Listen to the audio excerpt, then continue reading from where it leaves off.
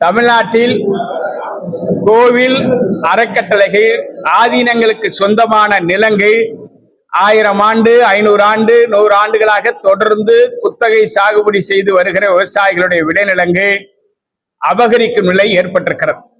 குறிப்பாக ஆதீனங்கள் அறக்கட்டளைகளுக்கு சொந்தமான நிலங்களை நீதிமன்றங்களில் கோயில் சொத்து என்கிற பெயரால் வழங்கப்பட்ட தீர்ப்பை தனக்கு சாதகமாக பயன்படுத்திக் கொண்டு நிலங்களை ஏலம் விடுவதற்கும் விற்பனை செய்வதற்கும் அனுமதிக்க முடியாது.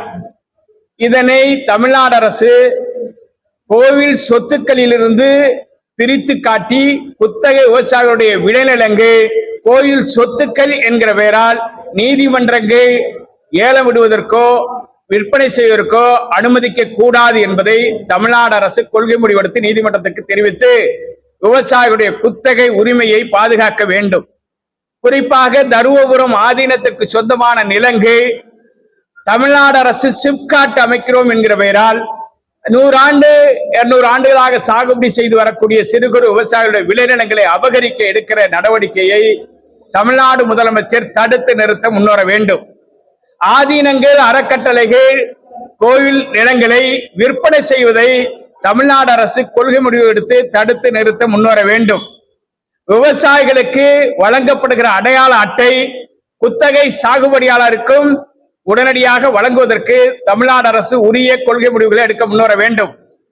பாரத பிரதமர் கிசான் உதவி திட்டத்தில் ஆண்டுக்கு 6000 ரூபாய் பெறுவதற்கு மத்திய அரசு கொடுத்திருக்கிற வழிகாட்டு நெறிமுறைகள் தமிழ்நாட்டில் 40% விவசாயிகள் கூட பயன்பெற முடியாத நிலை இருக்கிறது.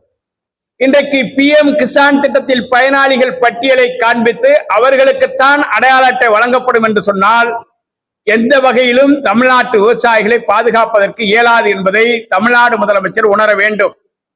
எனவே உடனடியாக இந்த கோரிக்கைகளை நிறைவேற்ற வலியுறுத்தி பட்ஜெட் கூட்டம் தொடங்க உள்ள நிலையில் வருகிற மார்ச் 25ஆம் தேதி மயிலாடுதுறை மாவட்ட ஆட்சியர் அலுவலகம் முன் ஆயிரக்கணக்கான தமிழ்நாடு முழுமையிலிருந்தும் குத்தகை விவசாயிகள் உண்ணாவிரத போராட்டத்தில் ஈடுபட இருக்கிறார்கள்.